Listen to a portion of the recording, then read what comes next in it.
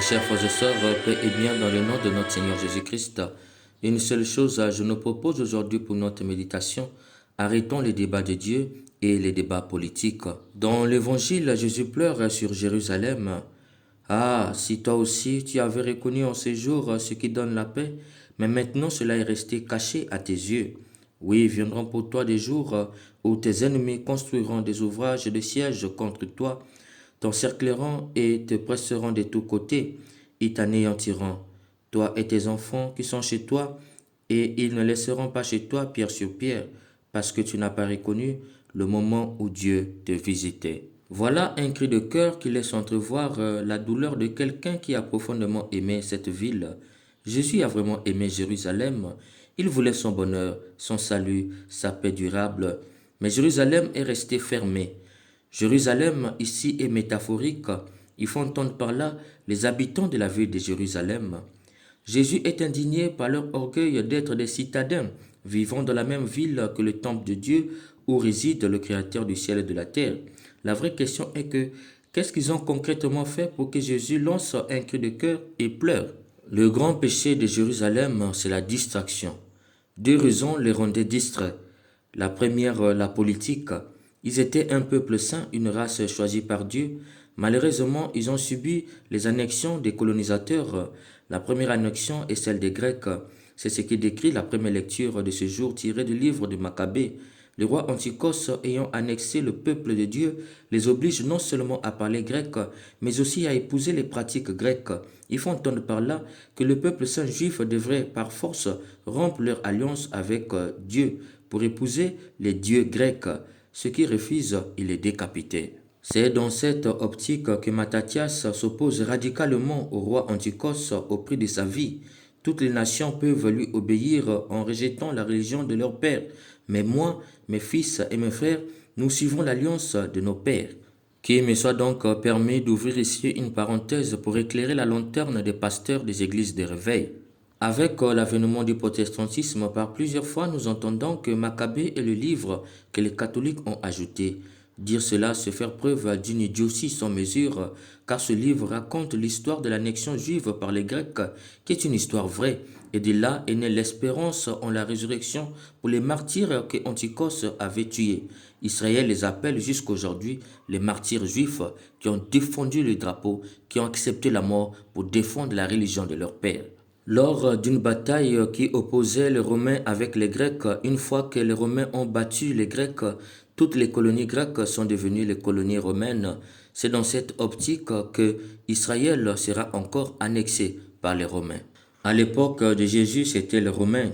Et dans les bouches des Juifs, tous les discours étaient centrés sur comment se libérer de cette annexion romaine.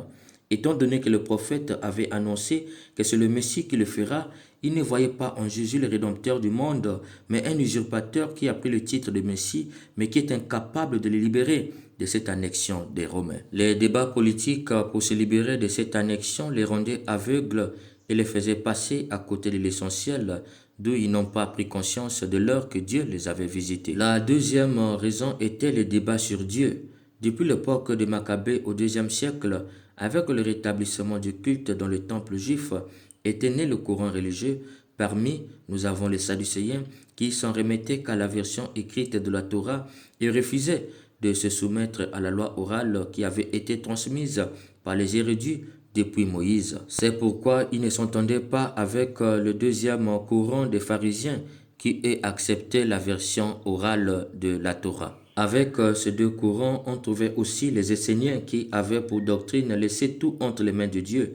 Un groupe qui prenait le célibat, le noviciat et ne mangeait pas de viande, puis vivait à l'écart. Alors, chers pasteurs des églises de réveil, comment comprendre l'histoire des courants religieux si vous refusez le livre de Maccabée? À l'époque de Jésus, c'était encore plus accentué le débat de doctrine. À force de faire le débat sur Dieu, lequel des courants a la meilleure doctrine, ils n'ont pas pu voir Dieu qui les enseignait la vraie doctrine, celle de l'unité, de l'amour et du pardon.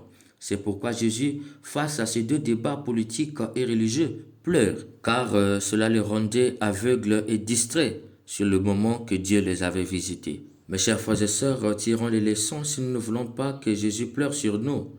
Les débats ne sont pas mauvais, mais que les débats ne nous fassent pas oublier Jésus-Christ. Aujourd'hui, au niveau politique, on constate que les débats n'ont plus sa raison d'être. Entre le pouvoir en place et les opposants, il y a des débats inutiles.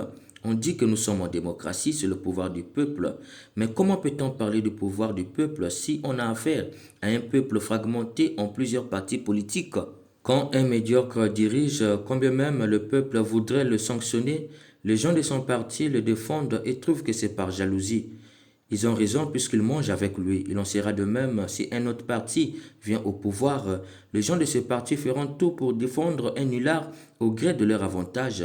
Alors c'est quoi la démocratie, pouvoir du peuple? Est-ce un pouvoir des partis politiques ou réellement un pouvoir du peuple? Peut-on dire que la démocratie est le pouvoir du peuple si le peuple vote en fonction de leur avantage de partis politiques? Voilà un mensonge qui fait pleurer Jésus aujourd'hui. La démocratie avec ses débats politiques de plusieurs partis. On ne peut pas parler d'un pouvoir du peuple si on a affaire à un peuple fragmenté en partis politiques. Au final, qu'est-ce que nous constatons? Le développement individuel est loin, puisque les discours ne sont que de la comédie. Ceux qui critiquent aujourd'hui, demain feront la même chose. Ils vont défendre leurs intérêts, même si les Jésus dont les malades, les veuves, les orphelins, les pauvres et les chômeurs est délaissé. Par ailleurs, avec les églises de réveil, les débats sur Dieu montent crescendo. On le voit toujours en train de faire les leçons de morale sur les catholiques, de réciter les versets bibliques comme le perroquet sans comprendre ni le sens, ni le contexte, ni la profondeur. Sauf que lorsqu'on les observe au quotidien, on ne voit pas de différence entre eux et les catholiques. Nous sommes tous dans les mêmes vices. Eux qui disent qu'ils ont compris Jésus, Jésus enseignait l'amour des ennemis. Nous, catholiques, allaient se sentir plus aimés que n'importe qui, puisqu'ils nous considèrent comme leurs ennemis. Sauf que c'est la haine que nous constatons à leur endroit. Voilà où nous conduit le débat de Dieu. On n'a pas le temps de s'aimer et de construire ensemble. On est un peuple fragmenté comme les politiques ont su fragmenter le peuple avec les partis politiques pour mieux les diriger et les dominer. Et qui gagne dans tout cela, c'est le diable, puisque de son nom, diabolos veut dire le diviseur. Chaque fois qu'il y a division, il gagne. Et qui perd, c'est Jésus-Christ, puisqu'il n'est pas dans la division. C'est pourquoi il pleure, puisqu'il est chassé. Chers bien-aimés, sortons des débats politiques et les débats de Dieu. Cela fait souffrir Jésus. On ne discute pas Dieu, on ne discute pas le développement. Si tu as compris, va, vis et deviens.